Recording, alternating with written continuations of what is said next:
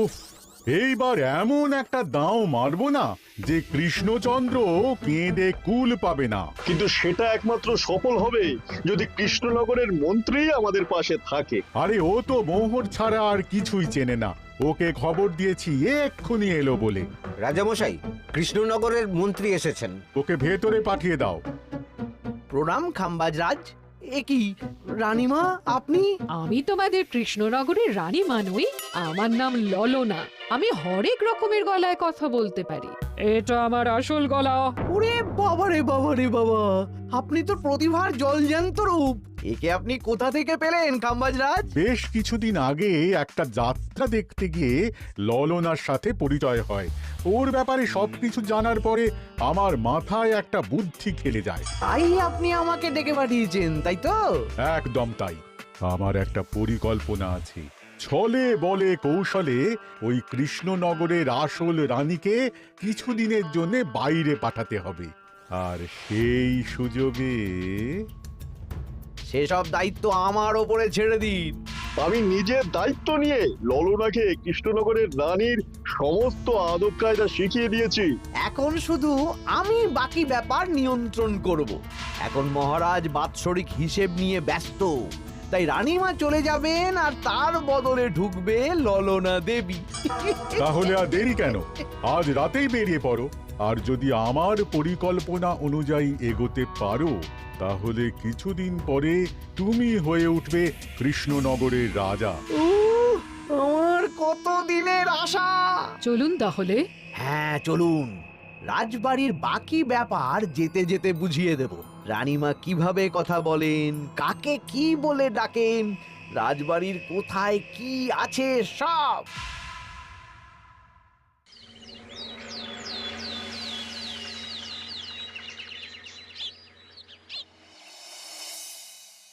কি গো গিন্নি, জ্বরটা নেমেছে? এই জ্বরটা কমেছে, কিন্তু শরীরটা খুব দুর্বল গো। তুমি পারলে ভাতটা রান্না করে রাজবাড়ি যাও। আমি বেলার দিকে এই কিছু একটা তরকারি করব। না না গিন্নি, তোমাকে এই শরীরে রান্না করতে হবে না। আমি তরকারির সবজি কুটে রাখছি। হ্যাঁ, ওই পুটির মাকে বলে রাখবো, ও এসে রান্না করে দেবে। তাহলে তো ভালোই হয়। জ্বরে একেবারে শরীরটা দুর্বল করে দিয়েছে গো। হ্যাঁ, তুমি বিশ্রাম নাও গিন্নি, আমি রান্নাঘরে যাই। কি গোপাল আজকে এখনো এলো না? ও কোনোদিন সময় এসেছে মহারাজ? ওকে তাড়িয়ে আপনি একটা কাককে রাজসভায় রাখলেও সে সময়ে আসবে। আসলে গোপালের গিন্নির খুব জ্বর, আমি দেখে এসেছি। তাই হয়তো ওর গিন্নির সেবা শুশ্রূষা করতে গিয়ে গোপালের দেরি হচ্ছে। তোমাকে আর গোপালের হয়ে কাসুন্দি গাইতে হবে না। এই তোমরা থামো তো। একটু দেরি হয়ে গেল মহারাজ। আসলে গিন্নির খুব জ্বর, তাই কিছুটা রান্না করে এলাম। আচ্ছা আচ্ছা আচ্ছা, তা এখন তোমার গিন্নির শরীর কেমন আছে?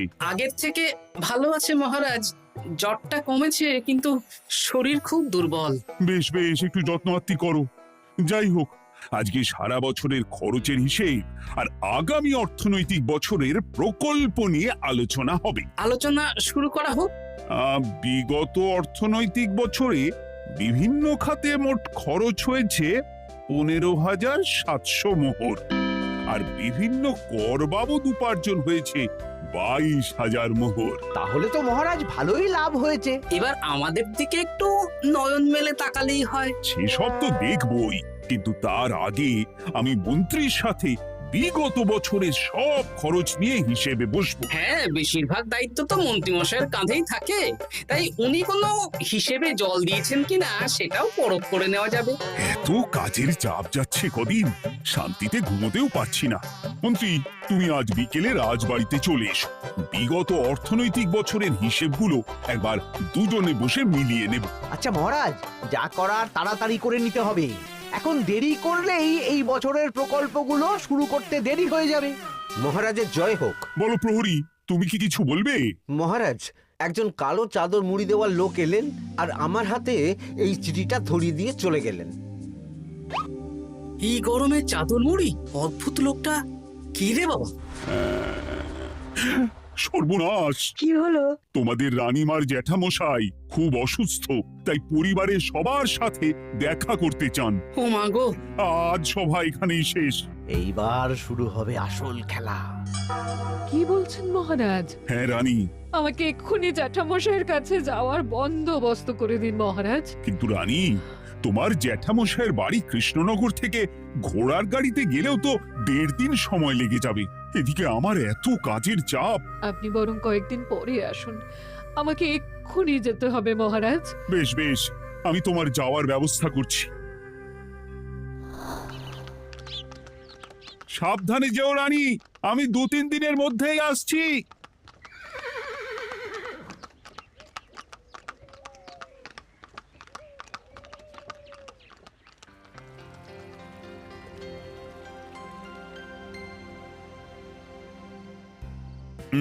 মন্ত্রী, বিগত অর্থনৈতিক বছরে আমাদের পাঠশালার উন্নতির জন্য কত খরচ করা হয়েছিল একটু দেখো তো। সব মিলিয়ে মোট 150 মোহর মহারাজ। কিন্তু আমার এখানে তো 170 মোহর দেখাচ্ছে। 170 মোহর? তা কি করে হয়? একই রানীমা, আপনি ঘোড়ার গাড়ি করে গেলেন আর হেঁটে চলে এলেন? সে আমার ব্যক্তিগত ব্যাপার, তুমি তোমার কাজ করো।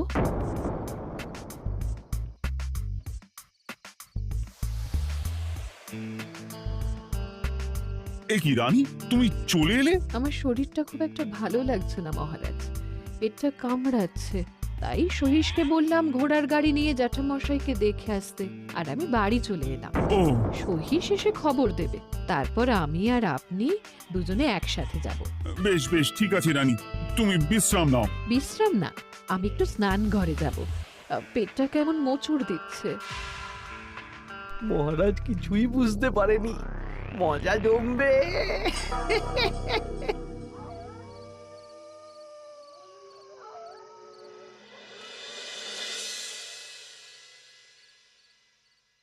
এ কি রানী, তুমি তোমার সব গয়না গাটি বের করছো কেন? আমার আর এই পুরনো নকশার গয়না পছন্দ নয় মহারাজ। ভাবছি কালকে সকালবেলা এই গয়নাগুলো শ্যাকরাকে দিয়ে শহুরে নকশায় নতুন গয়না বানাবো। কিন্তু এগুলো তো তোমার সবই পছন্দের গয়না। কিন্তু মহারাজ, আমি ভেবে দেখলাম এই গয়নাগুলো সবই বড্ড ভারী গয়না। আমি শহুরে আধুনিক নকশার হালকা গয়না পরবো। এমনিতে জ্যাঠামশাইয়ের শরীরটা ভালো নেই, মনটাও ভালো নেই, ও, পেটটা কেমন মোচড় দিচ্ছে। আমি আরেকবার স্নান ঘরে যাব।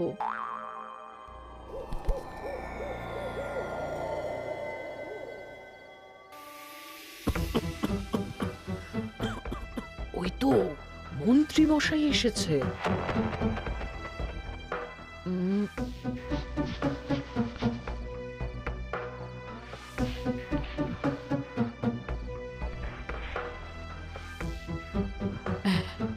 এই রাজ্যে গোপাল আমার শত্রু, কালকে থেকে গোপালকে খাটাবে।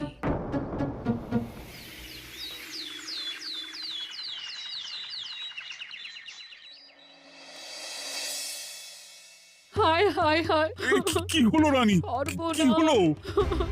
গতকাল রাতে আমার সমস্ত গয়না চুরি হয়ে গেছে। হ্যাঁ? বলো কি প্রহরী? বলুন মহারাজ। গতকাল রাতে রানীর সব গয়না চুরি হয়ে গেছে। তুমি আরেকজনকে নিয়ে এক্ষুনি খোঁজ করা শুরু করো। যথাজ্ঞা মহারাজ।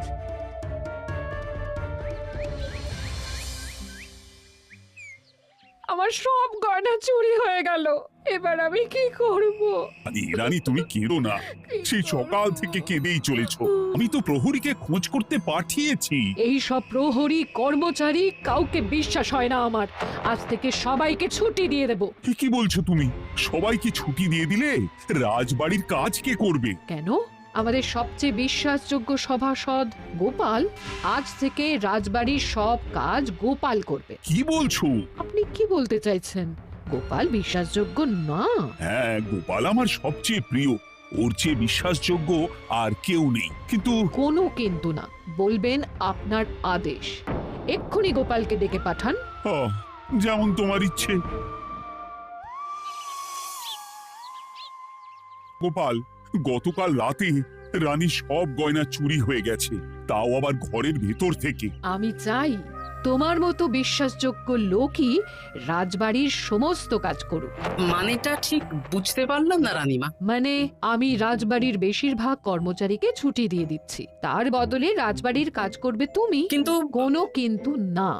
রাজসভার ভাড়ামো অনেক হয়েছে, এবার থেকে তোমার কাজ বাসন মাজা, ঘর মোছা, কাপড় কাচা, পুরো রাজবাড়ি ঝাঁট দিয়ে পরিষ্কার করা। এই সেরেছি। যাও, রান্নাঘর থেকে বাসন নিয়ে পুকুর পাড়ে গিয়ে বাসন মাজবে। এ কি গোপাল, রাজসভা থেকে সোজা পুকুর পাড়ে? এ কি হয়েছে নাকি? খুব হাসি পাচ্ছে না? হাসি তো পাবেই, নতুন রানীমা আসার পরে তোমার এই হাল করে ছেড়ে দিল। নতুন রানীমা? না, আসলে ঘটা বলতে চাইছে রানীমা তোমাকে নতুন চাকরি দিয়ে এই হাল করলো। ও যা হয়েছে ভালো হয়েছে, আমার পেছনে না লেগে নিজের কাজ করুন যান। কোথায় কি বলতে হয় জানিস না নাকি? অভ্যেস নেই তো, তাই মুখ ফসকে বেরিয়ে গেছে।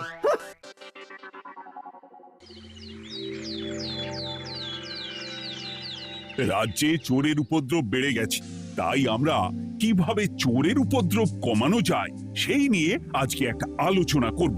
কিন্তু মহারাজ, রাজসভায় এখনো তো সবাই আসেনি। এই তো এসে গেছি। ওই রাজবাড়ির জামা কাপড় কাচ্ছিলাম। এ কি, গোপাল এখন রাজবাড়ির জামা কাপড় কাচে? হ্যাঁ, সেসব করতে গিয়ে আমার নিজের জামা কাপড়ই ভিজে গেল, তাই বদলে এলাম। মহারাজ, রানীমা ঘোড়ার গাড়ি করে এসেছেন। মানেটা কি? রানী তো রাজবাড়িতেই আছে। এ কি মহারাজ, আমি প্রহরীদের কাছে শুনলাম আমার মতন দেখতে কেউ রাজবাড়িতে উড়ে এসে জুড়ে বসেছে। মানে তুমি তো আগেই চলে এলে। কি কাণ্ড! এই কে? শুনলাম আমার মতন দেখতে কেউ এসেছে। ও আচ্ছা, আপনি। তা কি চাই আপনার? বোঝো কাণ্ড, একরকম দেখতে একরকম গলা, এ বলে আমি আসল, ও বলে আমি। হায় হায় হায়, আসল নকল বোঝাই দায়। একটা নয়, দুটো রানী। আমার জ্যাঠামশাই একদম সুস্থ। এই মহিলা নিশ্চয়ই ভুয়ো চিঠি দিয়ে নিজের রাজবাড়িতে ঢোকার সুযোগ খুঁজছিল। একদম বাজে কথা বলবেন না। আপনি কে সত্যি করে বলুন। সমস্যা সমস্যা, ঘোর সমস্যা। আমার কোনো পাণ্ডিত্য দিয়ে বুঝতে পারছি না কে আসল আর কে নকল। আমি আসল, বিশ্বাস করুন। আমি তো এই মাত্র এলাম। না, আপনি নকল, আমি আসল। কিভাবে বুঝবো? আমি বলবো মহারাজ, এই যে এই রানী আসল। হ্যাঁ, কিন্তু মন্ত্রীমশাই, আপনি কি করে বুঝলেন? না মানে এই রানীমা তোমার উপরে এত ভরসা করে রাজবাড়ির কাজ করাচ্ছেন, কাউকে বিশ্বাস করেননি, একমাত্র তোমাকে বিশ্বাস করেছেন। এত ভালোবাসা, এত বিশ্বাস কার থাকতে পারে বলো? মানে গোপাল, তুমি রাজবাড়ির কি কাজ করছো? বাসন মাজা, ঘর মোছা, বাগান পরিষ্কার, অনেক কাজ করছি রানীমা।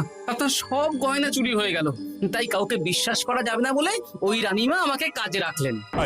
এই ওই বন্ধ করে একটা উপায় বের করো। বেশ বেশ, আমি ধরে নিচ্ছি দুজনেই আসল, তাই আপনাদের দুজনকে আমি পরীক্ষা নেব, দেখব কে উত্তীর্ণ হন। তাই নাও। আপনারা দুজনেই তো সেনাপতিকে চেনেন, বলুন তো সেনাপতির আসল নাম কি? সনাতন সেন। আচ্ছা, আপনাদের বাপের বাড়ি কোথায়? বিজয়গড়। দূর দূর, গড়গড় করে সবই বলে দিচ্ছে। এভাবে হবে না, অন্য কোনো উপায় ভাবো। বেশ, সেনাপতি তলোয়ার দাও তো। দিচ্ছি। এই নিন, এই তলোয়ার দিয়ে মহারাজকে মেরে ফেলুন। আপনাদের মধ্যে কে মারতে চান বলুন। এসব তুমি কি বলছো গোপাল? মহারাজ আমার পতি পরমেশ্বর, ওনাকে আমি মারতে পারি? আমি স্বপ্নেও ভাবতে পারিনি গোপাল তুমি এই জঘন্য কাজ আমাকে করতে বলবে। আমি নিজের প্রাণের আহুতি দিতে পারি, কিন্তু মহারাজের গায়ে একটা আঁচড়ও দিতে পারবো না। উফ, খাম্বাজরাজ বেছে বেছে এক ধুরন্ধর নারীকে পাঠিয়েছেন, কোনো জবাব নেই। আমি বুঝতে পারছি না মহারাজ, এনাদের হাবভাব, কথাবার্তা, রূপ সবই একরকম। তবে যিনি ঘোড়ার গাড়ি চেপে এখন ফিরলেন, তিনি আসল হলেও হতে পারেন। আমি আসল, বিশ্বাস করুন। বললেই হলো? আসল হলে প্রমাণ করুন। বেশ, আজকে আর মাথায় কিছু আসছে না, আমি কাল আসবো। ততক্ষণ আপনারা দুজনে রাজবাড়ির দুটো ঘরে থাকুন। কি ছকমারিতে পড়লাম রে বাবা।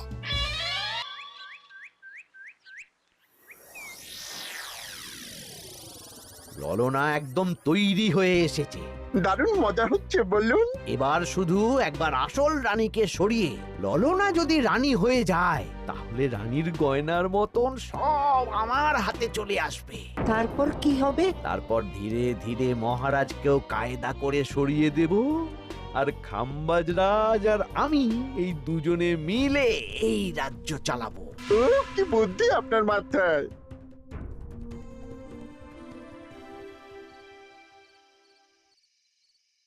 বলছি শোনো না, আমার শাড়িটা একটু ছিঁড়ে গেছে গো। তুমি বাজার থেকে কালকে আমার জন্য একটা শাড়ি নিয়ে আসতে পারবে? হ্যাঁ? আচ্ছা বেশ, নিয়ে আসবো শাড়ি। শাড়ি শাড়ি শাড়ি, এই তো মাথায় বুদ্ধি এসেছে। কাল নয়, আজকেই। গোপাল, তুমি কিছু ভাবতে পারলে? মহারাজ, আপনার দুই রানীকে ডাকুন। আমার তো একটাই রানী। ওই হলো মহারাজ, আসল নকল দুজনকেই ডাকুন। কই গো, একটু বাইরে এসো। বলুন মহারাজ, আপনি ডাকছেন? আচ্ছা, আমি দুটো শাড়ি নিয়ে এসেছি, লাল শাড়ি আর নীল শাড়ি। এই দুটোই মন্ত্রপুত শাড়ি, এক সিদ্ধ পুরুষ দিয়েছেন। কে তিনি? না, সেসব এখন বলা যাবে না, তবে এই শাড়ি দুটো একটা একটা করে ওনাদের দিয়ে দিন। এবার আমি এই শাড়ির বিশেষত্ব বলি। হ্যাঁ বলো গোপাল, বলো। আপনারা দুজনেই আজ রাতে এই শাড়িটা পরবেন, সারা রাত পরে থাকবেন। এই শাড়িগুলো 12 হাত মাপের শাড়ি। আগামীকাল সূর্যোদয় হওয়ার পরে যার শাড়ি 4 হাত কমবে সেই হবে আসল রানী। আচ্ছা বেশ, তাহলে তোমরা দুজনেই এই শাড়ি পরে থাক। কাল সকাল সকাল রাজসভা বসবে, তখন তোমাদের শাড়ি গোপালের কাছে জমা দিও। আচ্ছা। আমি যে নকল সেটা বুঝতে দেওয়া যাবে না। কি করে এই শাড়িটা 4 হাত কেটে ফেলে ওই দু ফল কাটার ছড়ি কেটে ফেলো। কালকে আবার মজা হবে।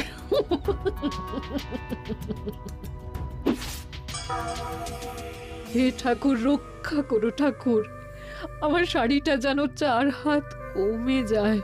ঠাকুর রক্ষা করো।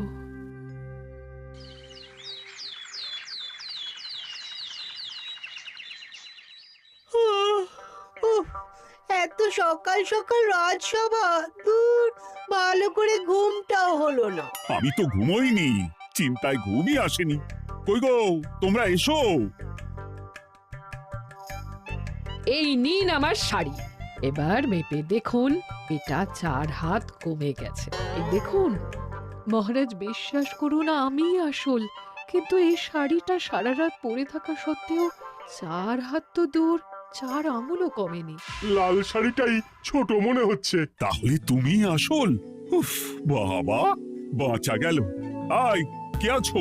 এই নকল রানীকে কারাগারে বন্দি করো। দাঁড়ান মহারাজ, বন্দি করতে হলে যার শাড়ি 4 হাত কমে গেছে তাকে বন্দি করুন। কেন? আমার শাড়ি তো 4 হাত কমে গেছে।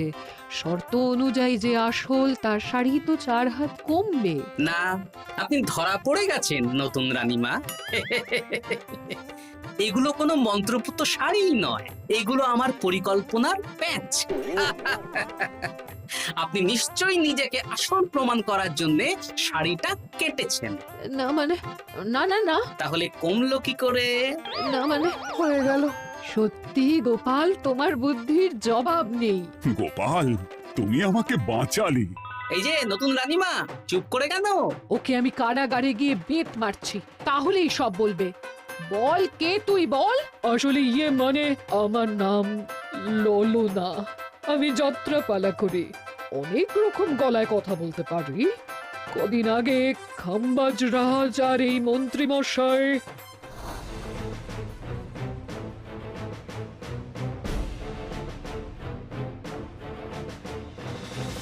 বাহ বাহ বাহ বাহ, এ তো দেখছি ললনার ছলনা। তার মানে রানীমার গয়না? ওগুলো তো সব মন্ত্রীকে দিয়েছি, জানলা দিয়ে কাপড়ে পেঁচিয়ে নামিয়ে দিয়েছি। মন্ত্রী, তোমাকে আমি শুলে চড়াবো। ভুল হয়ে গেছে মহারাজ, আমাকে ক্ষমা করুন।